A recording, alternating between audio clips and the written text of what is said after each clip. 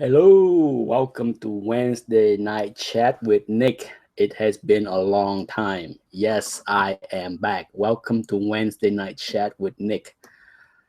7 o'clock. Oops, I forgot my drink. Give me a second, okay? I need to go and grab my coffee.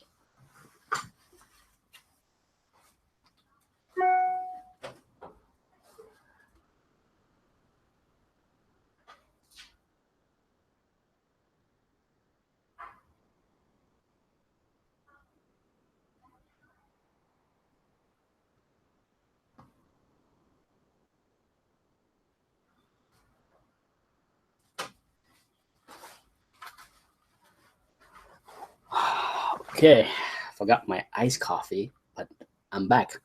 Look like I have Luke logging in with a question. When you grade a book, is there one thing you look for to determine the highest possible grade before moving to the rest of the book? I don't think there is a right or wrong way. Look, as far as grading for a book, um, if you have my cheat sheet, if you go back to my grading tutorial, on one of them, I have like a cheat sheet where you can download and see um, the range of grade per the flaws. So when I look at the book, the first thing I do is, of course, look for obvious flaws like big creases or tears or things where it will max out the grade. For example, if I look at the book, first thing I would do is check, make sure that the staple is okay. The cover is attached. Um, Make sure that those are okay. Same thing with the centerfold. Okay, I always open the book, make sure that the centerfold is attached. But those are the things that I look for. So, for example, if I open a book and the centerfold is detached right there, that knocked the book down to about maximum 8.5. Okay, maximum, even 8.0 if the centerfold is detached. So they're all reasonable way to grade a comic books by using the cheat sheet that I have, so that as soon as you see a book, if you see a certain flaws, you can max out the book at that certain level and then grade downward. For example, if you see a book, regardless of how nice it is, if there is a 2-inch corner crease, if you see a corner crease 2 inch long, right there, you're looking at something that shouldn't be above a 7.0. Okay, so you start at the 7.0 and then you work downward. The hardest thing for most people when it comes down to grading is that um, the lower you go down the grade range, the more flaws are relative. When you're dealing with high grade books like 9.2, 9.4, 9.6, every tiny little ding matters. Okay, every tiny little dings matters. But when you're looking at a 7.0 that already have a 2-inch corner crease, does it matter if there's 4 or 5 big spine ticks? Not really. Okay, so depend on how severe the rest of the flaws are with the book, then you can go down below 7.0. But it isn't, grading is not an exact science. Okay, at the end of the day, it's about the feel of the book, the overall appearance of the books, especially when it comes down to low grades and mid grade books. That's why they are much tougher to grade than high grade. When they talk about high grade 9.0 and higher, it's easy. So easy to grade because every little flaws can be counted and matters. But once you get below 8.5, you can have a lot, a lot of flaws. I hope that answered your questions. Um, Anyhow, I'm back. My tooth, the wisdom tooth, Um, Contender, hey Nick, just tuning in while driving in this exciting LA traffic. Well, thank you for tuning in and listening to my rambling. Anyhow, I'm back. My wisdom tooth is gone. Everything is, I wouldn't say back to normal. It has been just over a week since I had the operation. I had the operation last Tuesday, and I went to Boston for a couple of days. So I've been gone. I have been gone until Sunday night. We returned from a quick trip to Boston to visit my dad. Normally we go up there in October because that's when his birthday is. But this year we decided to go a little bit early because my uncle, my favorite uncle, is visiting from the old country. He is 75 years old. I haven't seen him in 36 years. Yes, it has been that long. Been 36 years since I saw my uncle. So when I know that he was going to be in Boston visiting for the whole month of September, I decided that it's best to go celebrate my dad's birthday a little bit early. So we visit my dad. He's 81 and he's doing great. For those that follow my chat, you may remember that a few months back, my dad had a stroke. And it was hairy. Things would touch and go.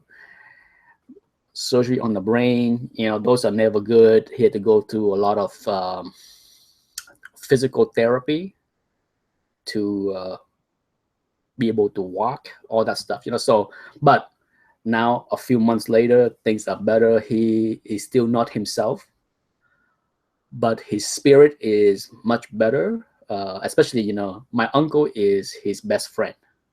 This is my mother's younger brother. It probably is his best friend for many, many years. So, when my dad had the stroke, I think he wanted to at least see his best friend at least one more time in case this is it. So he bought a plane ticket and sent it to my uncle in Vietnam to flew him over here for the whole month of September. And they're having a great time. So I took the family up there for a couple of days. The weather was hot. Florida is hot, but holy cow, when we were in Boston, Friday, Saturday, Sunday, it was hot. It was not as hot as Florida, but trust me, I brought long sleeve shirts, no jackets. Okay, I brought long sleeve shirts and pants, and I was sweating my ass off everywhere I went because it was low 80s in Boston. So great weather, no complaint here because we were able to walk around Boston and enjoy the beautiful, nice weather of Boston. So that was my week, the last couple of days. I came back. Luckily, because my wisdom tooth operation was done last Tuesday, by Friday, when I was in Boston, I was pretty much able to eat everything. The only thing that I shy away from eating the past few days was cold things, because when I ate ice cream or something cold, the nerve over here was sending shockwave through my mouth. But as you can see, I'm drinking iced coffee now, so apparently everything is a-okay. I went to see the oral surgeon 2 days ago for the checkup, and he gave me the big thumbs up. Everything is great. The stitches is gone. I can go back and brush my teeth over here, all that stuff. So it's all good. Okay, done with that. What's new? Agent of S.H.I.E.L.D. For those that watched that show, I watched the season premiere last night with the new Ghost Rider. It was okay. The episode was okay. I wouldn't say it was awesome. It's hard for me, See, Agent of Shield was not all that great of a show, in my opinion, um, for the first season. But last season and for the most part, the second season was much better than the first season, and I enjoyed it.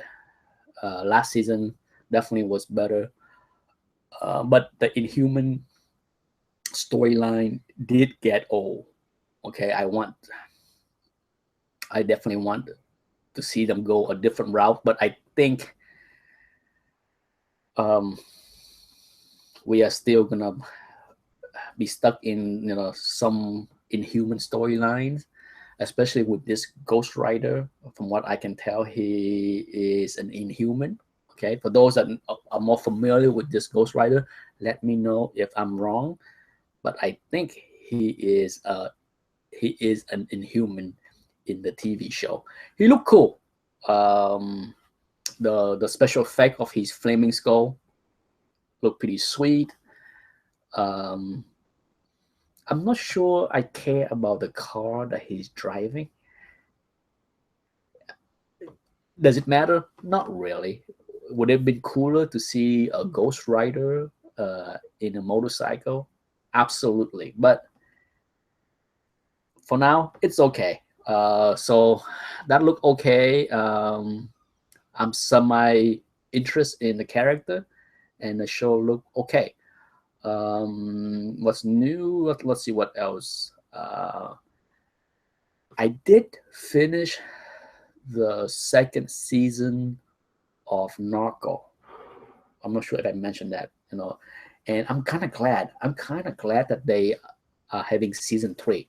Absolutely, even though the main villain for season 1 and 2 is gone. Certainly, the issues are still there, so I can see why they're going to season 3, because after all, the show is called Narco. Okay, Narco. It's more than just one man. But other than that, let's see what else am I watching on Netflix.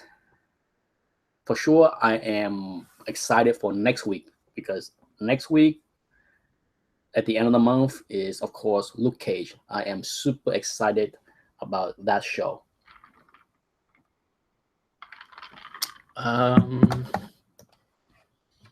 Beside that, I can't say that I have, because of the Wisdom Tooth operation and the trip to Boston, I have not had a chance to do much of anything. I did not, certainly didn't buy anything. That is, I did not buy, I haven't bought a book in weeks, if not months.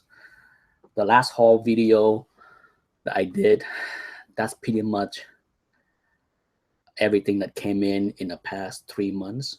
I did buy one more things that I was not able to squeeze into that video. So maybe between now and by November.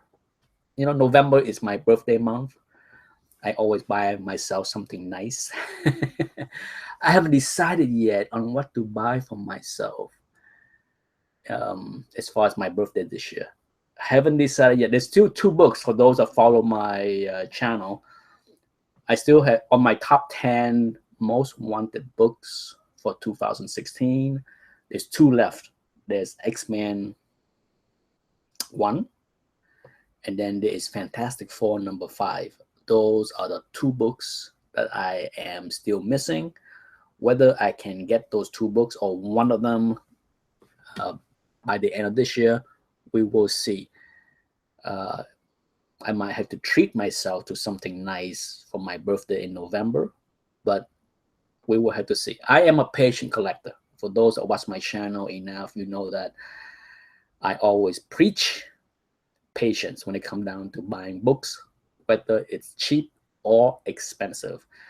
The more expensive the books are, the more patient I am. So I'm not going to rush out there to overpay for anything.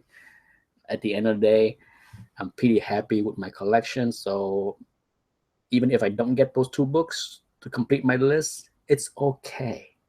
I can't wait. Okay, there is no, as I have talked about this many times, for me and this hobby, there is nothing that is a must-have. Nothing.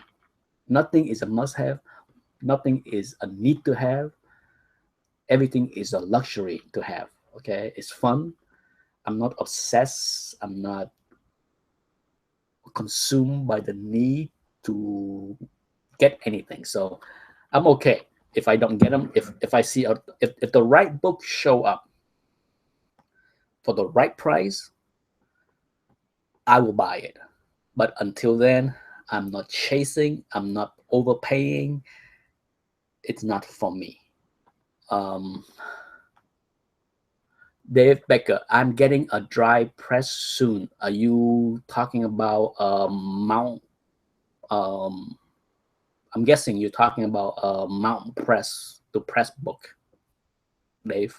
If that's what you are talking about. If you do, um, I'm sure you can buy an used one on eBay. I see them on eBay everywhere for around 300, give or take. The toughest thing about a dry mount press, that's how I call it. I'm not sure what the terminology for them are. Dry mount press.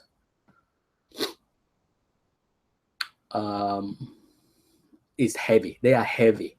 Those suckers can be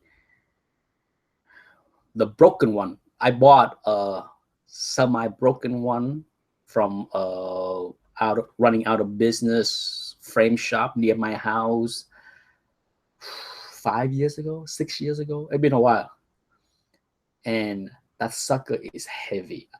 I think I almost pull my back out trying to lift it up because it was like at least 50 pounds. At least it's like a flat thing, and it weigh like 50 or 60 or 75 pounds. It weigh a lot. Yes, a dry mount, correct. Good luck. Good luck on pressing. For sure, practice, practice, practice.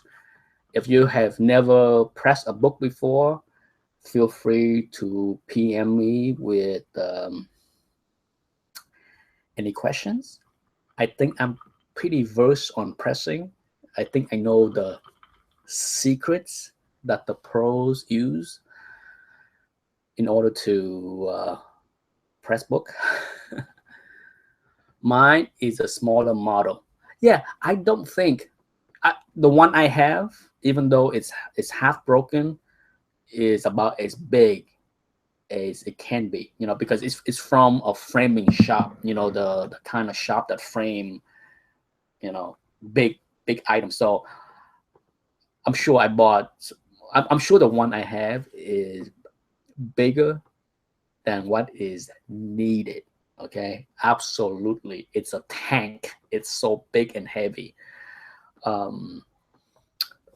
The one that I bought is half broken because the handle is broken. Okay, I got it for real cheap because it's half broken. So for me to press and use it, it's not easy to lift the lid and insert the book and then put the lid down and then clamp it down.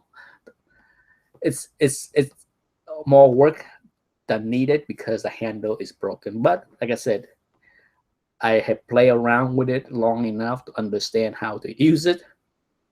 I have played around.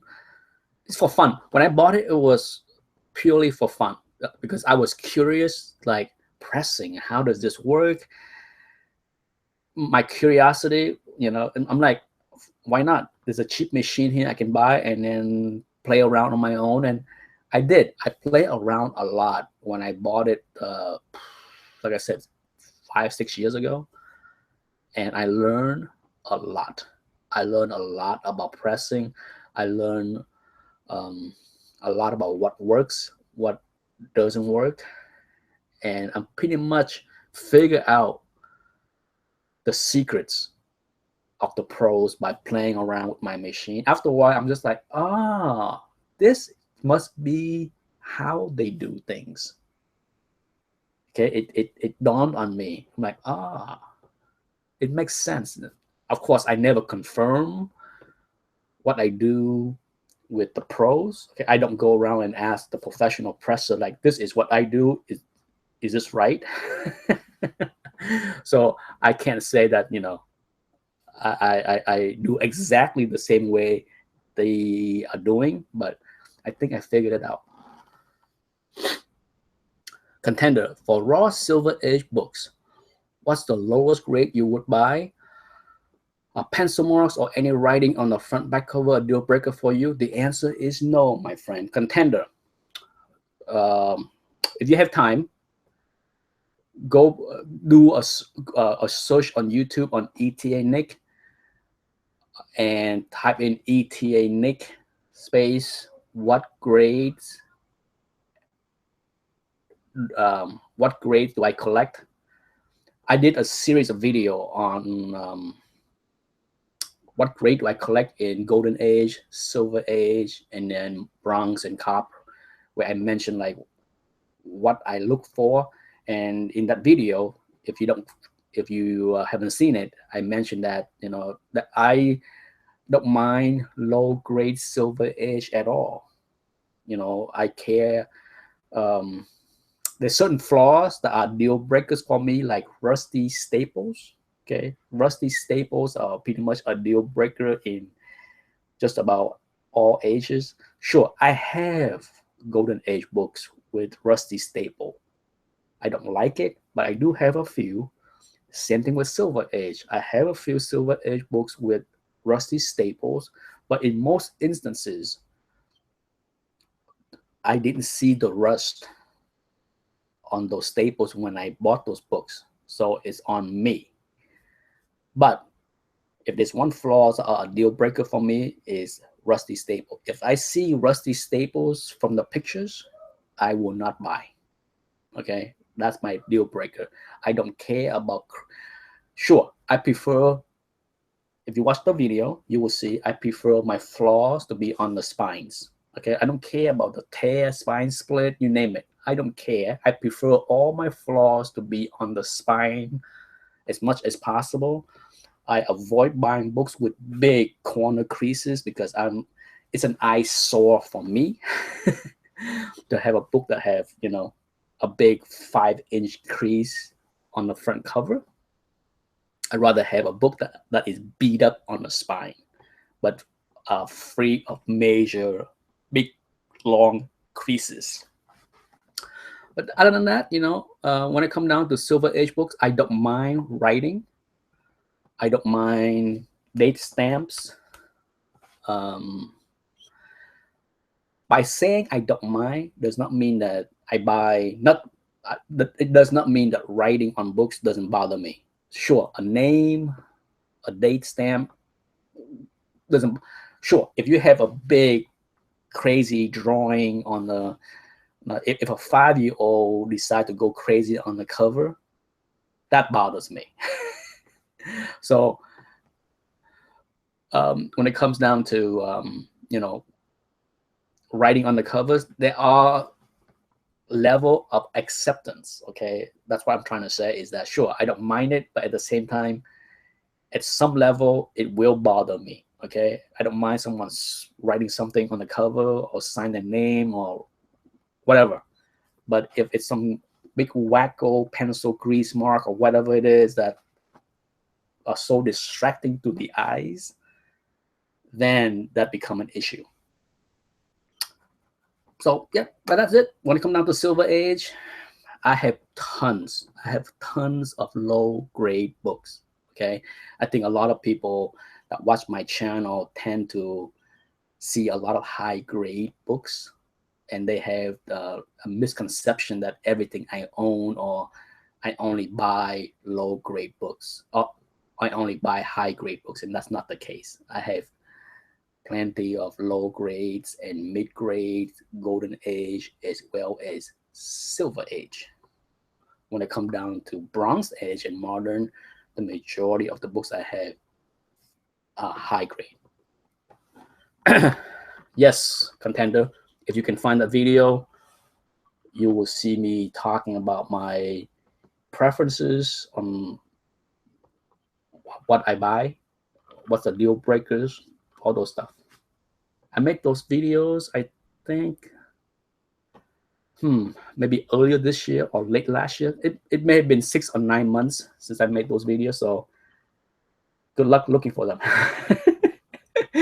I know I make a lot of videos. You know, it's surprised to many people that I have nearly 800 videos on YouTube. Yes, it's a lot. I understand. It's a lot to search through. A lot of garbage.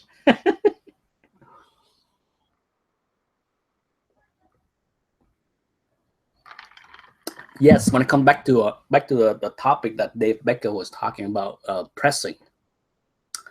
You know, I can remember maybe 8 years ago when I first heard of pressing. It was something that was like something that I have never heard of it. 8 years ago, it was new to me, and pressing has came a long way. You know, today pressing is discussed openly by most people. It's no longer a secret. Pressing has been around for a long time. Okay, much longer than my awareness of it 8 years ago, but certainly it was not as well known as it is today. Today, you turn on YouTube, and I think just about every YouTube channel, well, not every, but there are, pressing is mentioned in so many channels by so many YouTubers, especially those that dabble in slap books. Okay, you see people talking about having the books pressed before they submit the books. There are a bunch of professional presser that have YouTube channel. The one for sure that I'm aware of is Comic and Stuff. I saw a video, I think yesterday. I think he is creating. Oh, I need to look it up. But when I was listening to the video, but I was not paying attention. But I think he mentioned that he is creating a website to sell books, to sell slap books, signature series books, as well as pressing services and other stuff. I need to check it out. But Comic and Stuff is the name of the channel.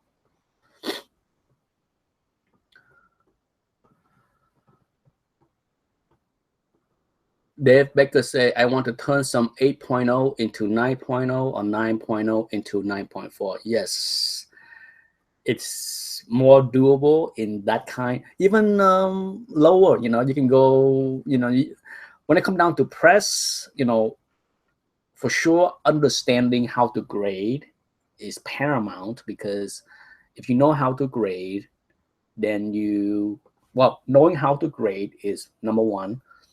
Knowing how to recognize what flaws are pressable and what flaws are not fixable is the number two part. So that's a two part that most professional pressers need to master: grading and understand what flaws can be fixed and what flaw can't. Because ultimately, not every books need to be pressed. Not every flaws can be fixed. But you know, like I said, it's come down to, you know, I have nothing against pressing. I know a lot of people out there that really hate it, and whenever I know someone that hate pressing, I don't try to get into a debate with them, because it will turn ugly. Because I have never met someone that hate pressing that somehow turn around and think pressing is okay. Everyone that I know that hate pressing will stay hate pressing.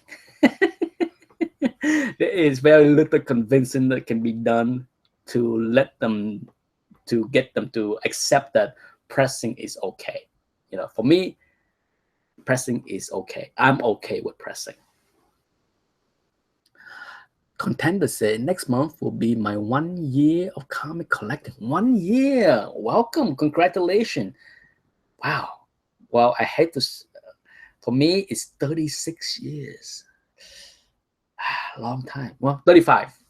It's been 35 years for me.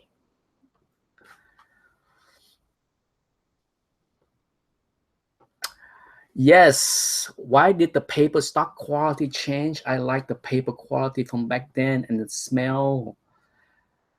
You're preaching to acquire, Contender. I am a big fan of the pulp, the cheap paper material that was used in the 60s, the 50s, the 40s, the 30s, you name it. I am not a fan of Baxter paper that they start to use in the late 80s, and then whatever newer paper they use in the 90s and beyond. I'm not a fan of that, but the hobby has shifted that way. To me, one of the beauty about the hobby is comic book was meant to be disposable entertainment. It was not meant to be collected, saved, and in pristine condition. It was printed with cheap materials and produced poorly. By that I mean comic book was produced with very low quality control. Okay, that's why you have a lot of production flaws, a lot of miswrap, you name it. Comic books was disposable entertainment. It was newsprint. It was like a newspaper. Okay, it's not meant to be perfect, razor sharp, pristine condition, all that stuff. That's what make it fun to collect vintage books.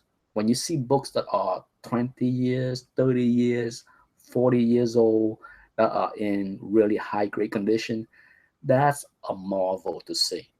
It's cool to hold a book that is 30 or 40 years old that look new, stand fresh. That's cool. Okay, to me, today's books are produced with pristine paper stock, high quality stock, and they're all perfect. The book today will not age.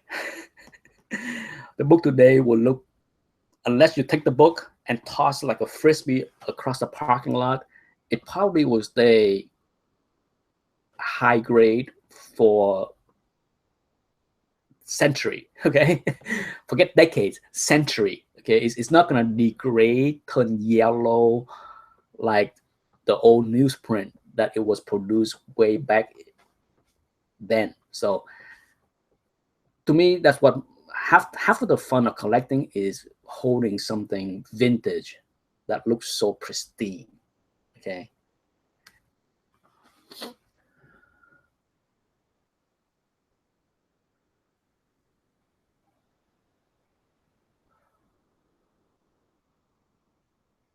Yes, Dave, people either tolerate pressing or they don't. And one of the things that, I have a few friends. I know a few people that are absolutely against pressing.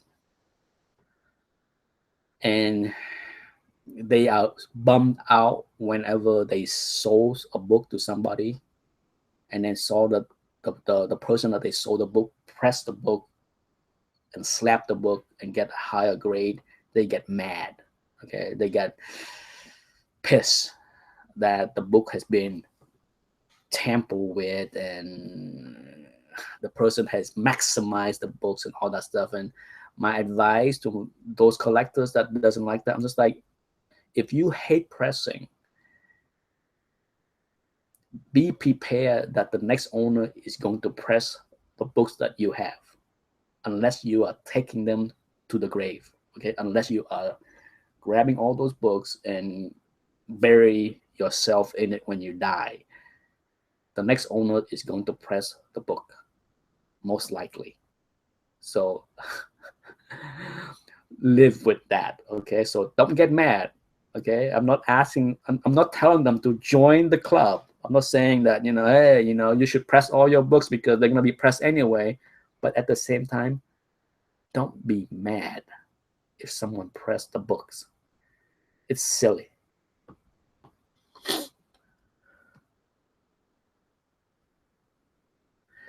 Yeah, Baxter paper. I think Baxter paper start to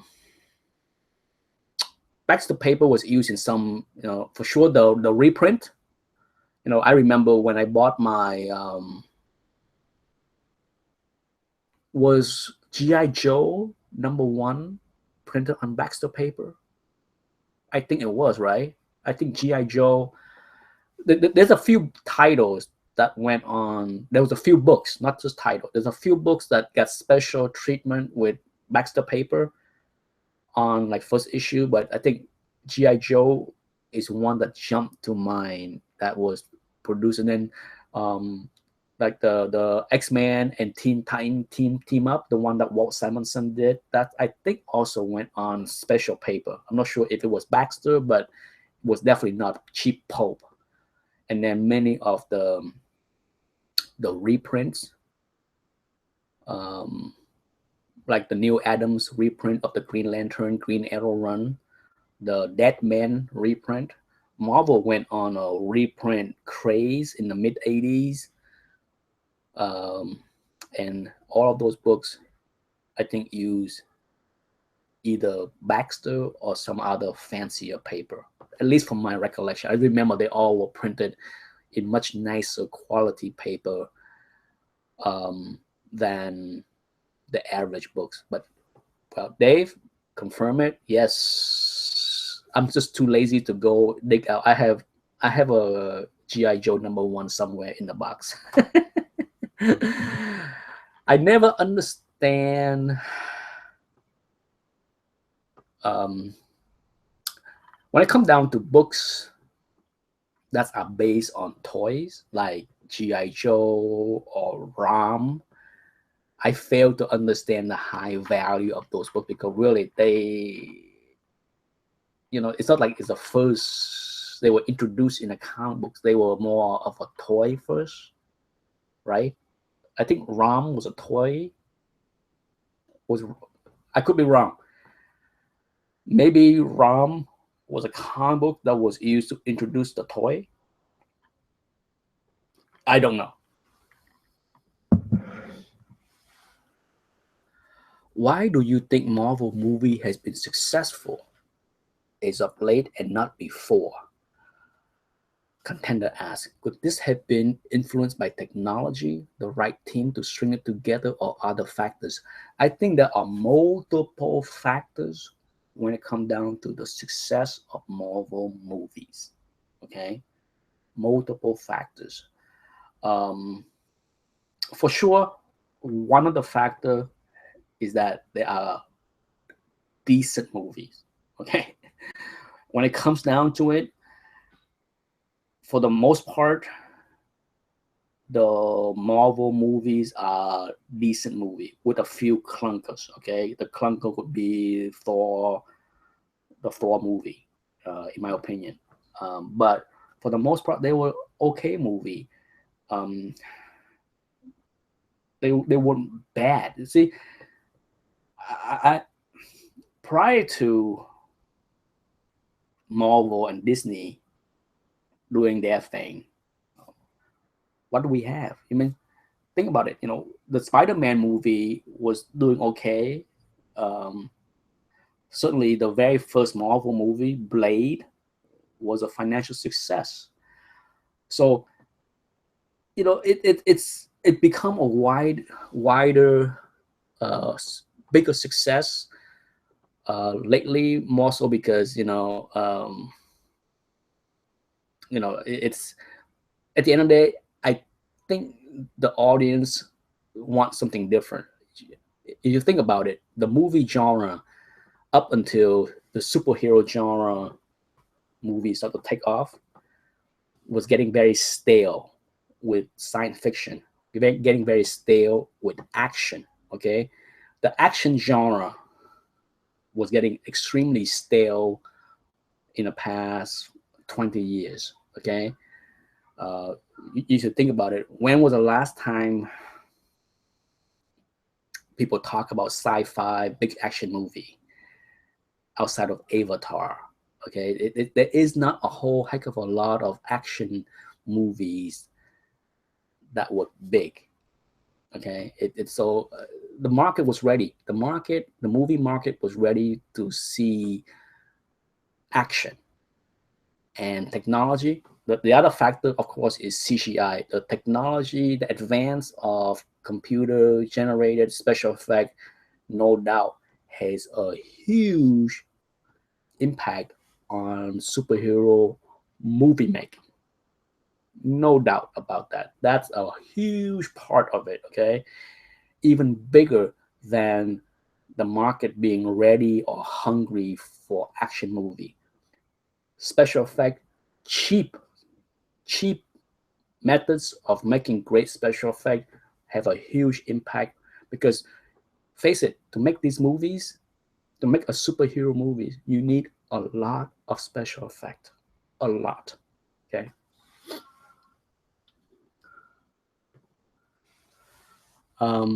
Let's see what else.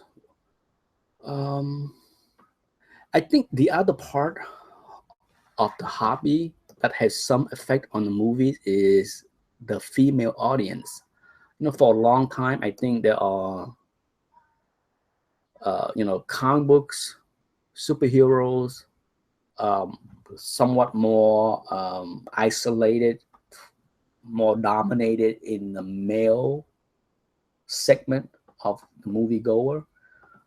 But the fact that a lot of women are reading comic books, a lot of women enjoy comic book superhero action movies, that changed. Okay, the audience that a wider acceptance of the audience have a huge part of it. It's a social thing. I think I think I think the the general public is just hungry for something different, just as they were hungry for The Walking Dead. Just something different. We are so tired. As much as I love Law and Order, as much as I love CSI on TV, I was sick of it. The moment that Law and Order multiply into 3 or 4 different shows, and CSI also multiply into 3 or 4 different city. You have CSI New York, CSI Las Vegas, CSI Miami. The moment that all these shows start to multiply, that's when I said, enough. I want to see something different. And it was not a surprise to see about the same time the superhero genre taking off in a big movie, and then The Walking Dead taking off on a small screen, and then of course superhero shows started popping up on all the networks. So it's the right time. The audience in general are hungry for something different. We are tired of seeing the weekly cop shows, firefighter shows, hospital shows.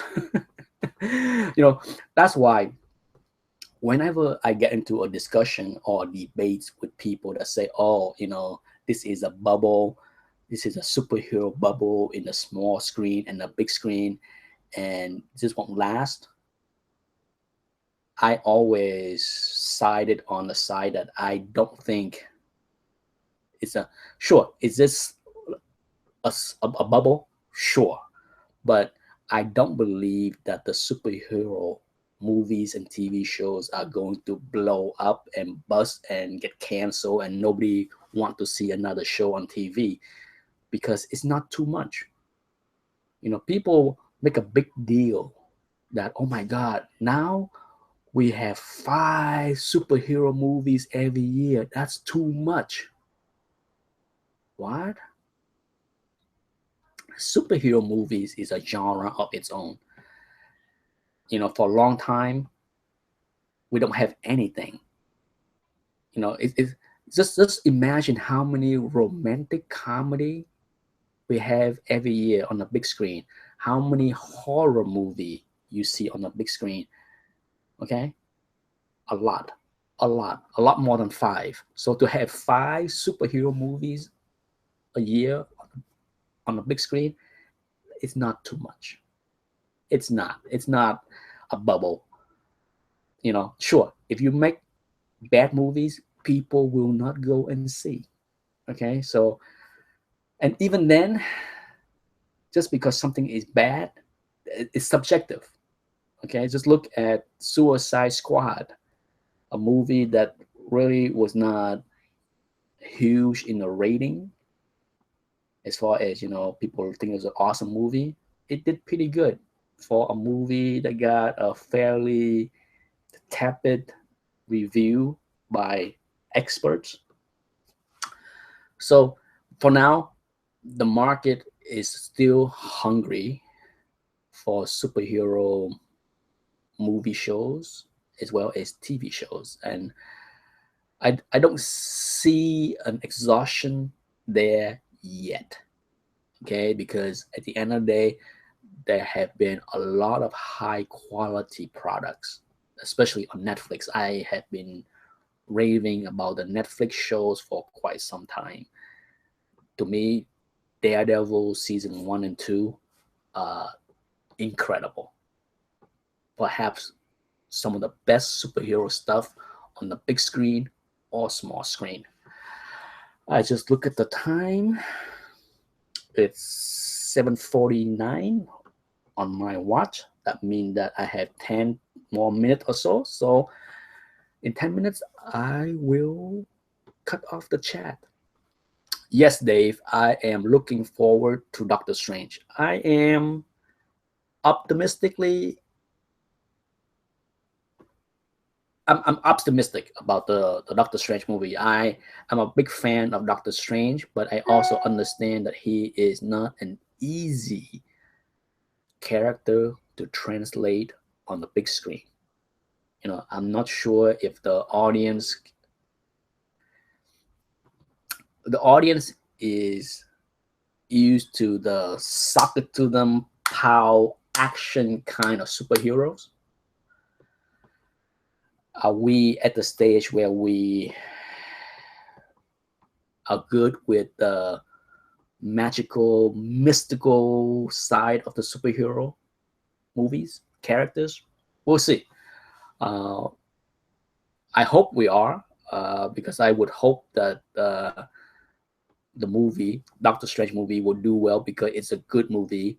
I hope, I certainly hope that if it's good, it will do well. I hope that people are not turned off and not wanting to see Doctor Strange because it's weird.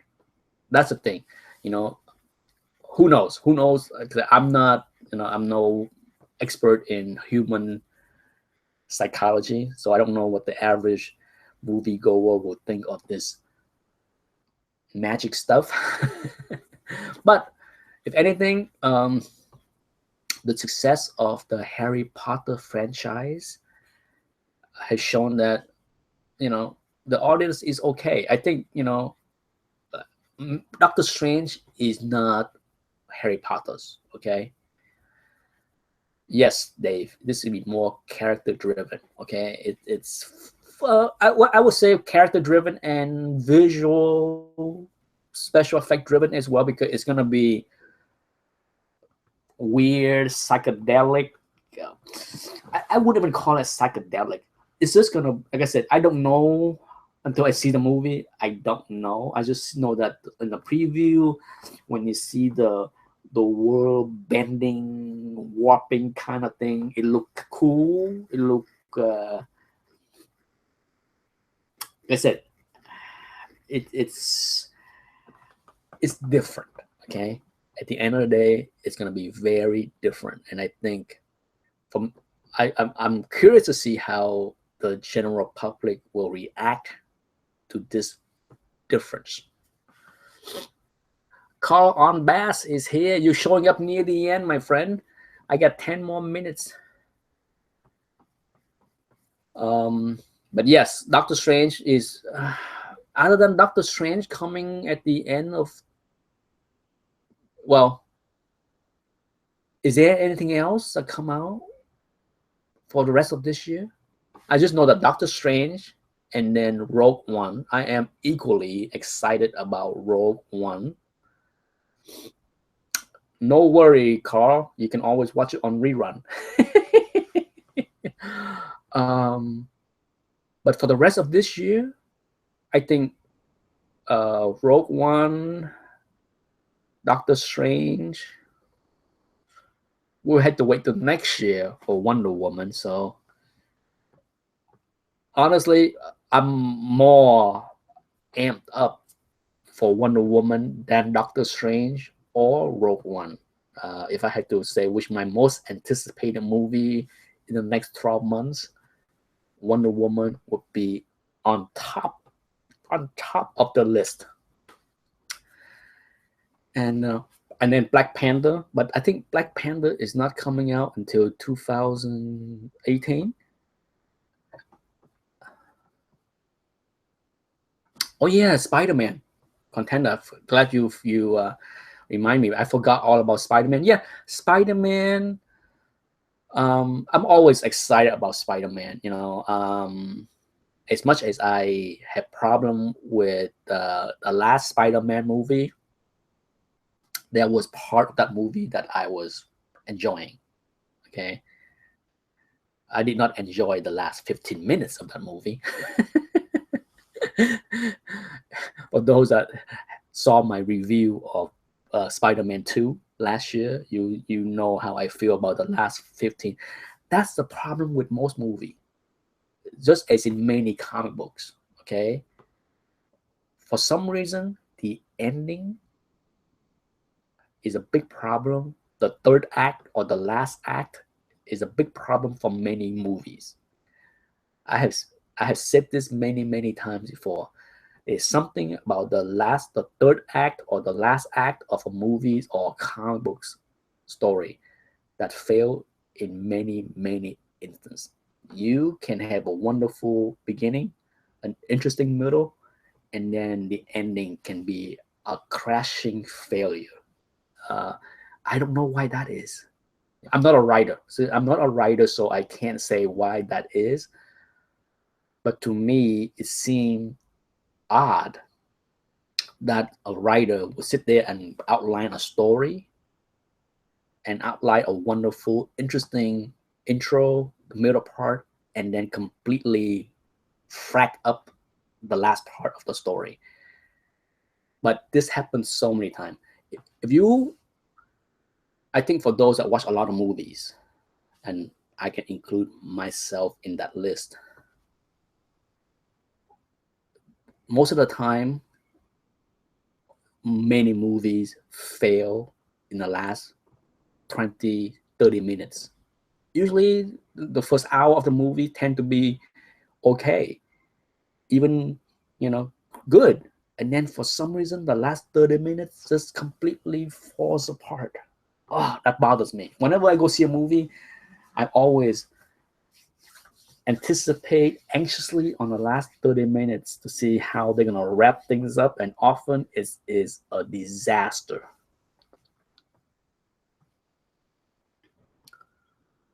Yes, finger crossed, Dave, on Wonder Woman. Finger crossed. Contender think that Wonder Woman will be better than Justice League. I hope so. Because, I am not a big fan of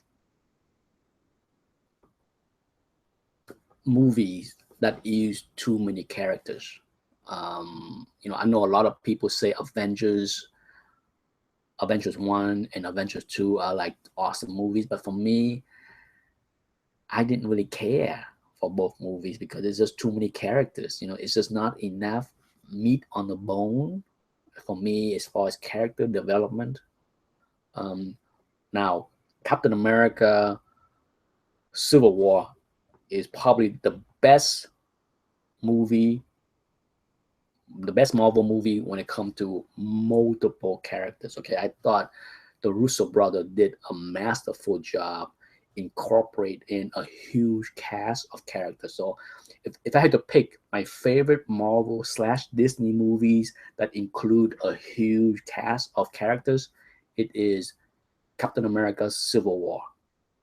I thought that was better than both Avengers movies. It's 7:57. It's almost time for me to say goodbye. I'm glad to be back now that my schedule is back. For those that not aware, yes, I do not broadcast when I am on vacation. But I was on vacation for a few days last weekend, visit Pop in Boston. But I'm back home now. So this Sunday, I will have a live chat at 11 a.m. Sunday chat before the football's game. Yes, I can't wait. It's early. It's only the second week. Well, it'll be the third week of the season. It's too early to get too excited on any team, even my favorite team. Okay, it's too early to get too excited. A lot can happen in the next 15 weeks. A lot can happen. So whether you 2-0, 1-1, 0-2, well, if you 0-2, start to get worried. Your season already may be going south. But if you're 1-1, 2-0, anything can happen.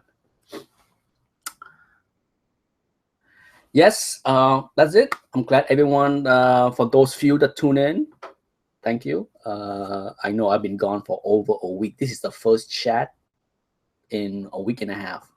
But yes, I have other things in my life going on. So this is the least important thing. So when I have free time, I do it. And next Sunday, I should be able to this Sunday, I should be free to do my chat on 11 a.m. Eastern time. So for those that want to tune in, see you Sunday. Bye, Contender. Bye, Carl. Bye, Dave Becker. A short group of watcher today. But anyhow, it's been fun. Kept me chatting for an hour. Hey, anytime when I can keep talking for an hour, it's a good chat. Anyhow, bye everyone. See you Sunday.